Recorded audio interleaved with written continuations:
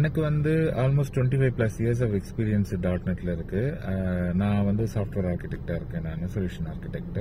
So இப்போ என்னோட டீம்ல வந்து நான் ஃப்ரெஷர்ஸை ரெக்ரூட் பண்ண போறேன் அப்படின்னா என்னென்ன விஷயங்கள் அவங்க ப்ரொஃபைல்ல பார்ப்பேன்னு சொல்றேன். So 2 things, soft skill and technical skills நம்ம பார்ப்போம். ஸோ டெக்னிக்கல் ஸ்கில்ஸ்ல வந்து அவங்களுக்கு ஆப்ஜெக்ட் ஓரியன்டட் ப்ரோக்ராமிங் நாலேஜ் எப்படி இருக்கு.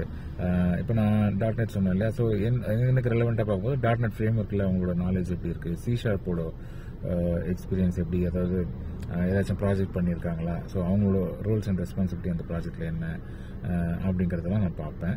ஸோ சாஃப்ட் ஸ்கில் சைடில் பார்த்தீங்கன்னா அவங்களோட எபிலிட்டி டு ப்ராப்ளம் சால்விங், அதுக்கப்புறம் அவங்களோட லேர்னிங் கேப்பபிலிட்டிஸ், அப்புறம் டீம் பிளேயர். ஸோ டீம் பிளேயர்னு வரும்போது அது அவங்க பண்ண ப்ராஜெக்ட்ஸில் தெரிஞ்சிடும். ஸோ அவங்களோட ரோல் என்ன இருந்துச்சு, அவங்களோட எத்தனை பேர் கான்ட்ரிபியூட் பண்ணியிருப்பாங்க அப்படிங்கிறதுல தெரிஞ்சிடும். ப்ராப்ளம் சால்விங் எபிலிட்டி பார்த்தீங்கன்னா அவங்களோட ஸ்டாக் ஒர்க் ஃப்ளோவில் ஏதாச்சும் அவங்க போஸ்ட் போட்டிருக்காங்களா, டவுட்ஸ் கேட்டிருக்காங்களா, இல்லை எதனா ஆன்சர் பண்ணியிருக்காங்களா, அவங்களோட ப்ரொஃபைல் அதில் எப்படி இருக்குது அப்படிங்கிறத வச்சு தெரிஞ்சுக்கலாம். அண்ட் கிட்டப் ப்ரொஃபைல்லாம் அவங்க மெயின்டைன் பண்ணியிருக்காங்களா, அதில் ஏதாச்சும் போர்க் பண்ணியிருக்காங்களா, இல்லை அதில் அவங்களோட கோட் ஏதாச்சும் செக்இன் பண்ணியிருக்காங்களா அப்படிங்கிறத பற்றி கேட்டு தெரிஞ்சுக்கலாம். அது இல்லாமல் அவங்களோட ப்ராஜெக்டில் அவங்க ஃபேஸ் பண்ண டிஃபிகல்ட்டிஸ் என்ன, அதை எப்படி அவங்க சால்வ் பண்ணாங்க அப்படிங்கிறத பற்றியும் தெரிஞ்சு வச்சுக்கலாம்.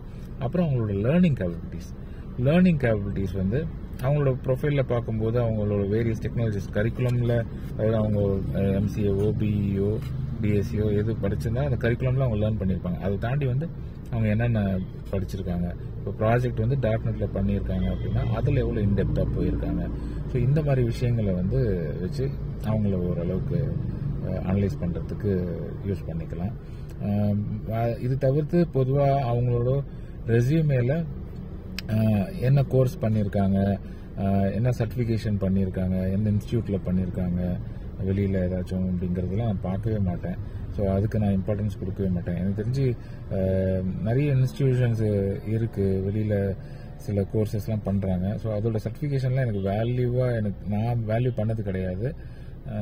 மற்றவங்களை பற்றி எனக்கு தெரியல. அப்படி வேல்யூ பண்ணுறாங்களான்றதை பற்றி நீங்கள் கமெண்ட்ஸில் போடுங்க.